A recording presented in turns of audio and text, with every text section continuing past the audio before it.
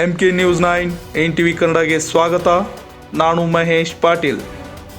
ಇಂದು ಕಿತ್ತೂರಿನಲ್ಲಿ ನಡೆದ ಹಿರಿಯ ಸಾಹಿತಿಗಳ ಸಭೆಯಲ್ಲಿ ಲೋಕಸಭೆ ಸಂಸದರಾದ ಪ್ರಿಯಾಂಕಾ ಜಾರಕಿಹೊಳಿ ಅವರ ನೇತೃತ್ವದಲ್ಲಿ ಕಿತ್ತೂರು ಉತ್ಸವದ ಸಾಹಿತಿಗಳ ಕಾರ್ಯಕ್ರಮ ನೆರವೇರಿಸಲಾಯಿತು.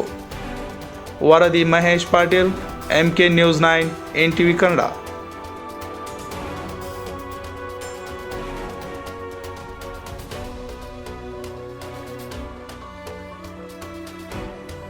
ಹೋರಾಟದಲ್ಲಿ ತನ್ನ ಜನರನ್ನ, ಸೈನಿಕರನ್ನ, ಎಲ್ಲರನ್ನ ಒಟ್ಟಾಗಿ ಬೆಸೆದು ಹೋರಾಟ ಮಾಡಿದಳು.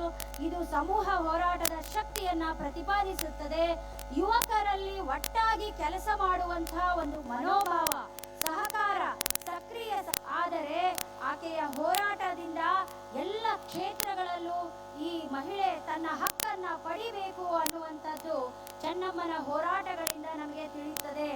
ಇವತ್ತಿನ ಯುವ ಜನಾಂಗದಲ್ಲಿ ನಮಗೆ ಒಂದು ಪ್ರೇಮದ ವೈಫಲ್ಯ ಆಗಿದ್ರೆ ಅಥವಾ ಏನೋ ಒಂದು ದುಃಖ, ಮನೆಯಲ್ಲಿ ಒಂದು ದುಃಖ ಆಗಿದ್ರೆ, ಒಂದು ಮಳೆ ಆದ್ರೆ, ಒಂದು ಸುನಾಮಿ ಆದ್ರೆ ನಾವ್ ಏನ್ ಮಾಡ್ತೇವೆ?